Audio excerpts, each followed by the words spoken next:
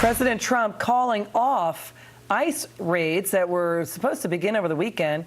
The president saying he will give Congress 2 weeks to make changes to asylum law before ICE agents around the country deport illegal immigrants. This, as information continues to come in about the deplorable conditions in migrant children holding centers. Now, this is a problem that goes beyond the D.C. partisan blame game, puts that to shame. Let's bring in Republican North Carolina Congressman. He's a member of the Homeland Security Committee. He's Congressman Mark Walker.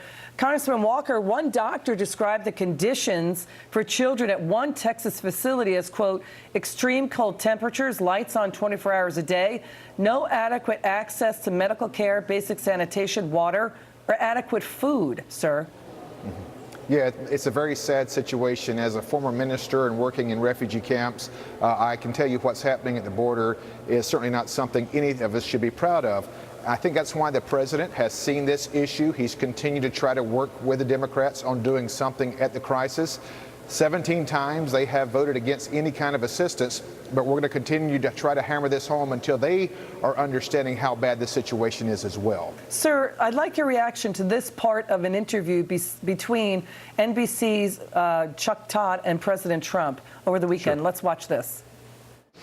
You have kids taking care of kids. Yeah. You've read these reports. I know people are coming to you. I know you think this is the Democrats' problem. Well, forget it. Why aren't you doing something about it? Are you ready? They are in terrible shape down there, Mr. President. Down in Homestead, Florida, that's where I grew up. The conditions are terrible. I agree. And it's been that way for a long time. Do something. And President Obama built the cages. Remember when they said that I built them? And then it was 1914. Do two wrongs make a right? It was 2014. Chuck, just listen for 1 second. Separation. President Obama, I took over separation.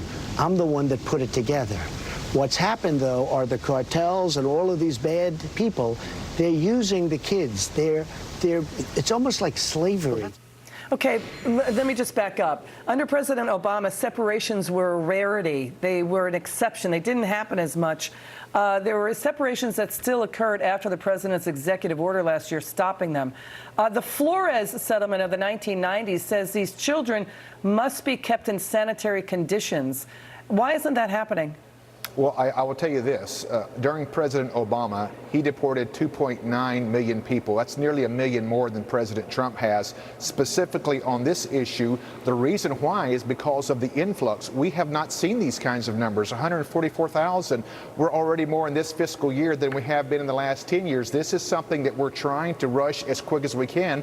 That's why we're calling on our Democratic colleagues not to play politics, but to get the $4.5 billion in humanitarian aid. Sir, what's taking so long? Why won't the Democrats step up here?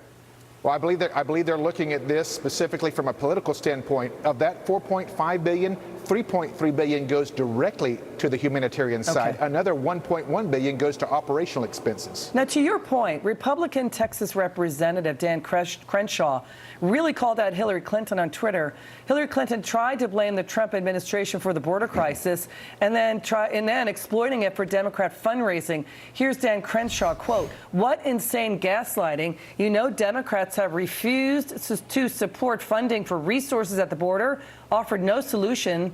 Tell us, if you were president, how would you manage hundreds of thousands of people illegally crossing and dragging children with them?" So, sir, what is the Democrats' response to that? What is the Democrat plan for border crossers? Well, Secretary Clinton, the last time that she was in charge of security, specifically at a border, 4 Americans died. I'm not sure she should be the authority here.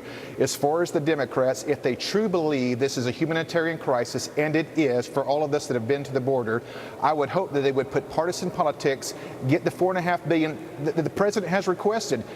Once again, he's trying to negotiate in good favor, calling off, due to Nancy Pelosi's request, Speaker Pelosi's, stopping all deportations for another 2 weeks, trying to move the needle to get the aid that's needed there. All of us know that this is an issue. It's overwhelming to our country right now. We've got a lot of other things that need to be fixed long term, but this is immediate need, and I hope the Democrats will work with us. You know, the thing is, the Border Patrol guys and women, they were not tasked with this job of basically monitoring these facilities in the way that they're now being blamed for these conditions.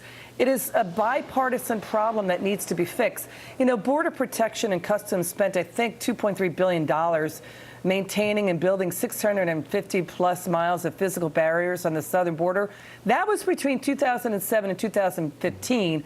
That was supported by congressional Democrats, and Nancy Pelosi was House Speaker for all but four of those years. But now the idea of border security and wall is immoral. I mean, you're right. President Barack Obama did deport more people than any other president. But this is about putting this is about a humane approach, better conditions and faster processing times at these centers where children are being held, right? Right. 2 points I'll make to that. One, your first point on these border agents, they are basically running adult daycare units, trying to do very important tasks, but not something that they should be focused on. I'm the ranking member on Terrorism and Counterintelligence Subcommittee, and I will tell you, not that we have a huge drove of terrorist activity at the border, we have some, and these border agents need to be monitoring that and not handling these other tasks. Congressman Walker, thank you so much for your insights and for coming on, sir. Appreciate it very much. Thanks, E-Mac. Coming up.